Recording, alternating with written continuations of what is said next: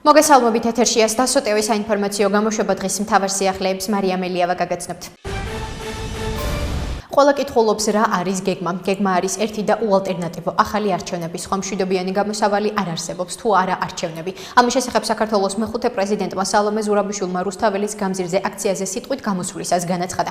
მისი თქმით მომავალ დღეებში საზოგადოებას გააცნობენ დოკუმენტს, რომელიც წარმოაჩენს რა უნდა იყოს არჩევნების პირობები. მე დარწმუნებული ვარ, რომ არ მოიძებნებიან საქართველოში ადამიანები, რომლებსაც გულწრფელად უნდათ, რომ საქართველო ჩაბარდეს რუსეთს. ალბათ სხვადასხვა გამართლება აქვს საკუთარ თავში, მაგრამ არ მჯერა, რომ საქართველოში იბადებიან ადამიანები, რომლებიც უყურებენ როგორი არის რუსული რეჟიმი და სჯერათ, რომ საქართველო უკეთ იქნება რუსული ჩექმის ქვეშ. კიდევ რა უნდა გავაკეთოთ? ამაში ასევე ჩართული ვარ, უნდა შედგეს მეტი კოორდინაცია ყველას შორის. ერთის მხრივ პოლიტიკური პარტიები, მეორეს მხრივ ახალი პოლიტიკური პარტიები, ასევე ის ორგანიზაციები, რომლებიც დღეს თქვენთან არიან და ქუჩაში დგანან, განაცხადა ზურაბიშვილმა. გეგმა არსებობს, ვითარება რთულია, გამოწვევა არის ძალიან ბევრი, თუმცა ყველაფერი გაკეთდება იმისთვის, რომ მაქსიმალურად ვიმუშაოთ ყველა პრობლემის გადაჭრაზე. ამის შესახებ საქართველოს პრემიერ-მინისტრმა ირაკლი კობახიძემ ჟურნალისტებს გურიის რეგიონში საკოორდინაციო შტაბის ხდომის დასრულების შემდეგ განუცხადა. კობახიძის თქმით, სოფლების ძალიან დიდი ნაწილი მოწყობილია გარე სამყაროს, რისთვისაც სამუშაოებში ჩართულია სპეცტექნიკა. დღეს განვიხილეთ რეგიონში არსებული მდგომარეობა. მდგომარეობა არის საკმაოდ რთული. გუშინდელმა თოვამ კიდევ უფრო მეტად გაართულა ვითარება, შესაბამისად დღეს უკვე აუცილებელი გახდა თავდაცვის ძალების ჩართვა. რასთან დაკავშირებითაც გადაწყვეტილება იქნა მიღებული. სრულად იქნება კოორდინირებული, მობილიზებული ყველა უწყება იმისთვის, რომ ვებრძოლოთ სტიქიას. მთლიანობაში გეგმა არსებობს, ვითარება რთულია, გამოწვევა არის ძალიან ბევრი, თუმცა ყველაფერი გაკეთდება იმისათვის, რომ მაქსიმალურად ვიმუშაოთ ყველა პრობლემის გადაჭრაზე, განაცხადა კობახიძემ. მორიგჯერზე ვხედავთ, რომ ქართულ ოცნებას სჭირდება მსხვერპლი, რათა შეიმჩნიონ, რომ პრობლემა არის ძალიან დიდი და დაიწყონ ქაოტური მოძრაობები. მათი მოქმედებები მუდმივად უკან მიდევნებული ლამპარია. ამის შესახებ კოალიცია ძლიერი საქართველოს ერთ-ერთმა ლიდერმა ანა ნაცვლიშვილმა ტელეკომპანია პალიტრა ნიუსის გადაცემაში დღის ნიუსრუმი დასავლეთ საქართველოში დიდ თოვლობის გამო შექმნილ პრობლემებთან დაკავშირებით საუბრისას განაცხადა.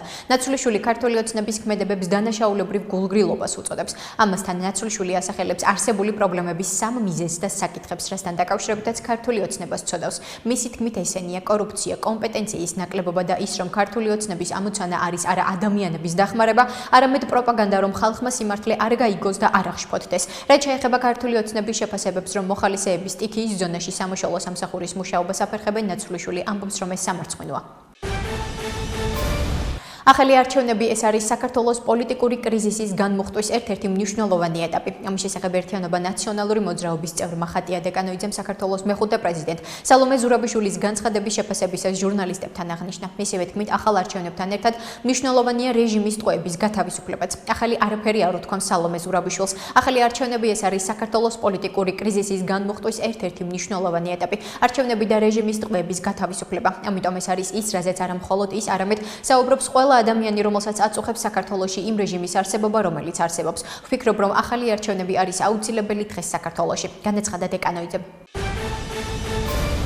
ჩვენ მივესალმებით ქართველი ხალხის მისწრაფებას, რომ ევროპული ოჯახის წევრები გახდნენ, მაგრამ სწორედ საქართველოს მთავრობამ შეაჩერა ეს მოლაპარაკებები. ამის შესახებ შვედეთის ევროკავშირის საქმეთა მინისტრმა ბრიუსელში ზოგად საქმეთა საბჭოს შეხვედრამდე მედიასთან საუბრისას განაცხადა. ნება მომეცით მკაფიოდ განმოცხადა, რომ სწორედ საქართველოს მთავრობამ შეაჩერა ევროკავშირში გაწევრიანების პროცესი. ევროკავშირის თვალსაზრისით ჩვენ მივესალმებით ქართველი ხალხის მისწრაფებას, რომ ევროპული ოჯახის წევრები გახდნენ, მაგრამ სწორედ საქართველოს მთავრობამ შეაჩერა ეს მოლაპარაკებები, განაცხადა მინისტრმა.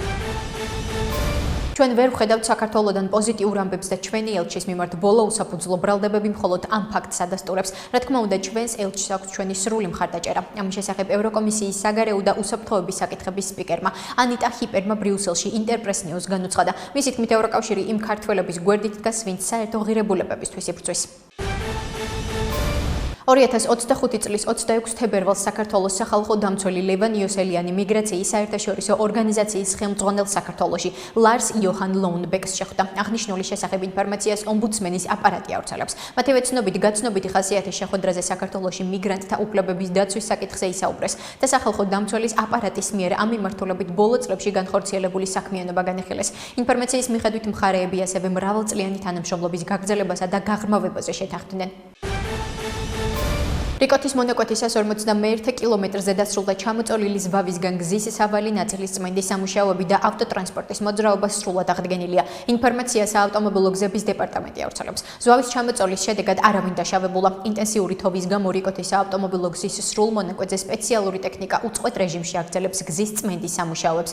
აღნიშნულია ინფორმაციაში. მანამდე საავტომობილო გზების დეპარტამენტმა გაავრცელა ინფორმაცია, რომ ზვავის ჩამოწოლის შედეგად დაზიანდა 4 ავტომანქანა. რელიგიის საკითხთა სახელმწიფო სააგენტოს თავმჯდომარე ზაზა ვაშაყმაძეს საქართველოში გაეროს მუდმივი წარმომადგენელი დიდიე დღები უკიეწვია. ამის შესახებ ინფორმაციას რელიგიის საკითხთა სახელმწიფო სააგენტოს პრესსამსახური ავრცელებს. მათივე ცნობით შეხვედრა ტრადიციულად საქართველოს რელიგიური პოლიტიკის შესახებ მოკლე მიმოხილვით დაიწყო. სააგენტოს თავმჯდომარემ სტუმარს გააცნო საქართველოში არსებული რელიგიური კონფესიები, რელიგიის სააგენტოს ურთიერთობები მათთან, სააგენტოს მიერ განხორციელებული პროექტები. გაეროს მუდმივმა წარმომადგენელმა მადლობა გადაუხადა სააგენტოს თავმჯდომარეს მასპინძლობისთვის და გამოთქვა სააგენტოსთან თანამშრომლობის გაგრძელების სურვილი. შეხვედრის დასასრულს სტუმარს რელიგიის სააგენტოს გამოცემები უსახსოვრა. შეხვედრა გაცნობით ხასიათს ატარებდა. აღნიშნულია გავრცელებულ ინფორმაციაში. საიას სასამართლოს საჩივრით მიმართავს ბათუმელების დამფუძნებელი მზია ამაღლობელი დაზარალებულად ცნოს. საქართველოს ახალგაზრდა იურისტთა ასოციაციის ინფორმაციით ძალადობრივი და უკანონო იყო მზია ამაღლობელის დაკავების პროცესი, რადგან თან ახლდა ფიზიკური ძალადობა. საქართველოს ახალგაზრდა იურისტთა ასოციაციის თქმით, მას დაკავების დღესვე ჩაუტარდა სამედიცინო ექსპერტიზა. ლევან სამხარაულის სახელობის სასამართლო ექსპერტიზის ბიუროს ექსპერტის მიერ, რომლის დასკვნის მიხედვითაც მზია ამაღლობელს მარცხენა მხრის არეში აღენიშნებოდა სისხლნა ჟღენთები. აღნიშნული დაზიანებები კი განვითარებული იყო რაიმე მკვრივი ბლაგვის საგნის მოქმედებით. საქმის მასალების გაცნობის შედეგად იკვეთება, რომ არსებობს მზია ამაღლობელისთვის დაზარალებული სტატუსის მინიჭების სამართლებრივი საფუძველი. ამ მიზნით უკვე არაერთხელ მივმართეთ პროკურატურას, თუმცა კანონმდებლობით დადგენილი ვადების მიუხედავად ამ დრომდე დაზარალებულად ცნობაზე წერილობითი უარიც კი არ მიგვიღია. ამ ფაქტზე საჩივრით მივმართეთ გენერალურ პროკურორსაც. ამ დრომდე არც საჩივართან დაკავშირებით მიგვიღია შესაბამისი პასუხი, აცხადებს საია. ახლა კი გაგაცნობთ უცხოეთის სიახლეებს. რუსეთის ფედერაციის საბჭომ რუსეთსა და ბელარუსს შორის უსაფრთხოების გარანტიების შესახებ დადებული ხელშეკრულების რატიფიცირება მოახდინა. ამის შესახებ ინფორმაციას რუსული მედია ავრცელებს. ხელშეკრულების თანახმად მხარეებმა მესამე ქვეყნების საერთაშორისო ორგანიზაციების, ტერორისტული და ექსტრემისტული დაჯგუფებების მხრიდან საფრთხის შემთხვევაში სამოკავშირეო სახელმწიფოს სუვერენიტეტის, კონსტიტუციური წესრიგისა და ტერიტორიული მთლიანობის დასაცავად ერთმანეთს ურთიერთდახმარება უნდა აღმოუჩინონ. ასევე ხელშეკრულება ბელარუსის ტერიტორიაზე რუსული ტაქტიკური ბირთვული იარაღის განლაგებასაც ითვალისწინებს. ცნობისთვის, მხარეებმა შეთანხმებას ხელი 2024 წლის 6 დეკემბერს მოაწერეს. რუსეთსა და ბელარუსს შორის დადებული ხელშეკრულება ძალაში სულ მცირე 10 წლის განმავლობაში იქნება და მომდევნო 10 წლის ვადით ავტომატურად გახანგრძლივდება.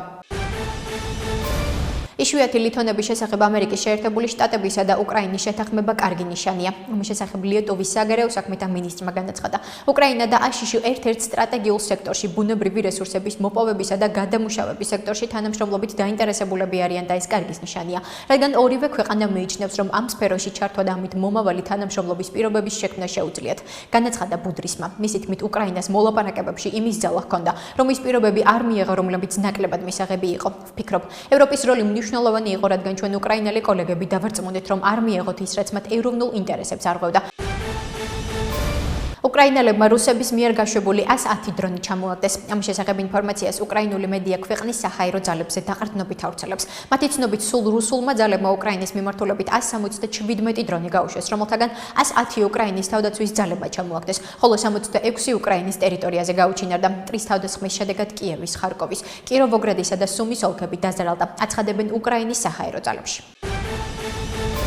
რუსულმა ძალებმა კიევის ოლქს დრონებით დაარტყეს. არის მსხვერპლი. ამის შესახებ ინფორმაცია სააგენტო როიტერს კიევის საოლქო სამხედრო ადმინისტრაციის ხელმძღვანელის მოვალეობის შემსრულებელზე დაყრდნობით ავრცელებს. კიევის ოლქზე მტრის მიერ დრონებით თავდასხმის შედეგად ერთი ადამიანი დაიღუპა. გარდაცვლილის ცხედარი ბუჩას რაიონში მდებარე კერძო სახლში ხანძრის ლიკვიდაციისას აღმოაჩინეს. წერს მიკოლა კალაშნიკი ტელეგრამის არხზე. მისი ცნობით, რუსული ძალების თავდასხმის შედეგად სულ მცირე 4 ადამიანი დაშავდა. ასევე რუსების იერიშის შედეგად კიევის ოლქში 5 კერძო სახლი, 4 საცხოვრებელი კორპუსი დაზიანდა და რამდენიმე ავტომობილი განადგურდა.